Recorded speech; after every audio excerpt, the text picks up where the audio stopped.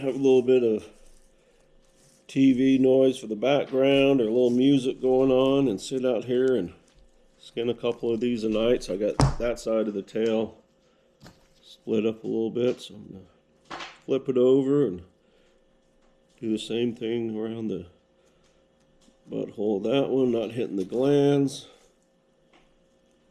And then I just kind of skin up a little bit on this side of the tail, just to get it started so I don't have to worry about tearing the tail when I go to pull the tailbone out of it. I don't know if you can see that real good, but try to turn it around this way.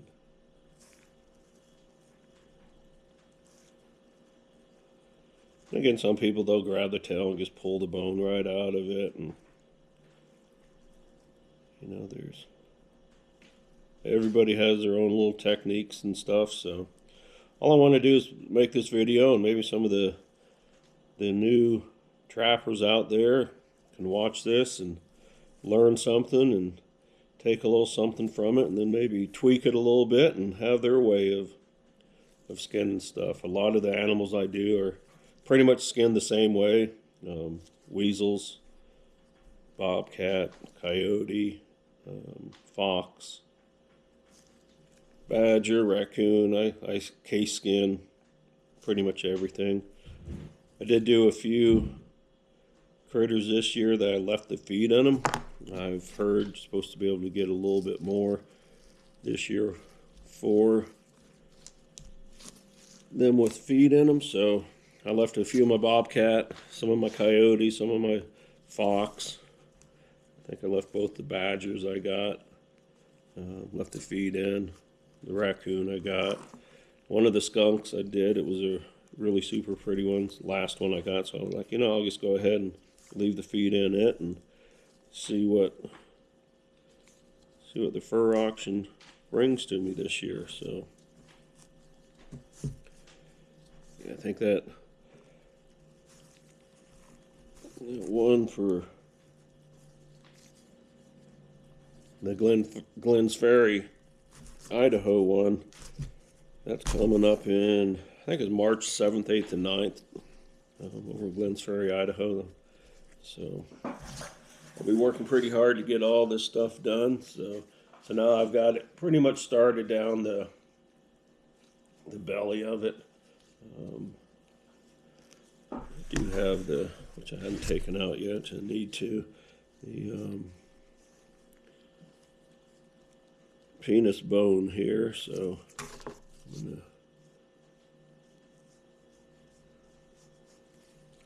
get that pulled out. And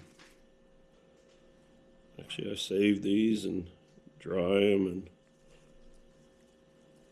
clean them, scrape them, and sell these at the fur auction too. So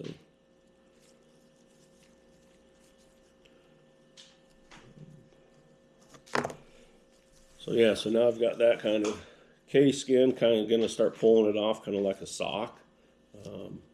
Something small like this. What I do is I put the back legs on the floor, and then I just pull the hide right off. So I'm gonna take this down on the floor, step on its back feet, and just pull right up. Pretty much have that pulled.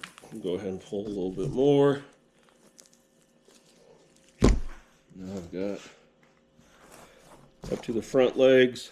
I can just kind of start working my fingers through those and pull both of the front legs to about the same distance. And cut those right off. And same with this one. So, there we go.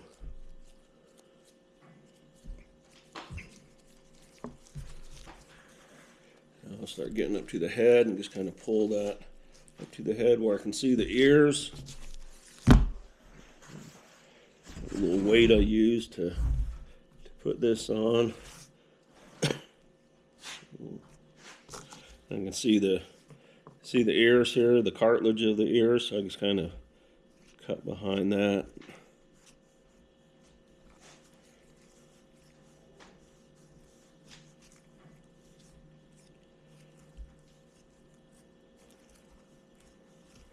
And just keep skinning away on it and get right down to the eyeball and try to get all the eyelid and eyelash and everything on there. Flip it over, get the other side. I use this weight to kind of hold things. Hopefully you can still see this real good. Get this cartilage on the ear cut.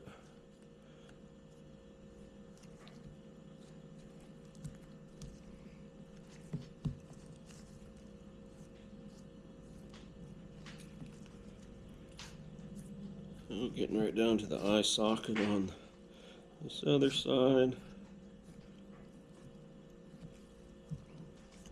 We'll get down to the jaw. I'll start at the back of the jaw opening there and just kind of start trimming it right off, following the gum line.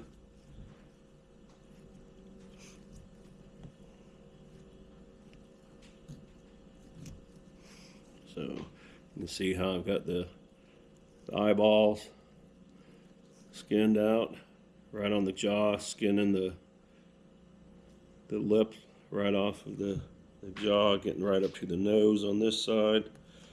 I'll get the bottom jaw a little bit. Looks like I poked a little hole in it underneath there. It's up on the head, so it's not going to really matter a whole lot. I'll stick a couple extra pins on it on the drying board and close that up a little bit. But you know, that is one thing. Skinning these animals, I mean, you're going to slip, you're going to make mistakes, you're going to poke a hole in it.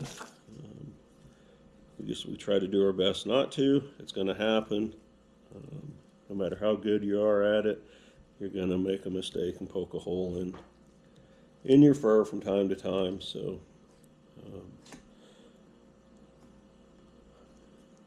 I just hope whenever I do it, it's in an area that really doesn't matter, like right up around on the head area. That's not a place where they do use a lot of the fur. So now I'm getting right down to the bottom jaw, and I've got it skinned around the teeth, and that will just pop right off. And now I've got to do work around the nose. So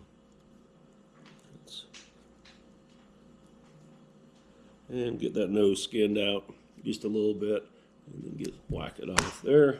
So that part of it's done.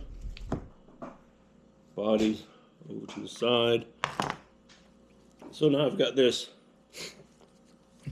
skin like this. I'm going to put it on a stretching board.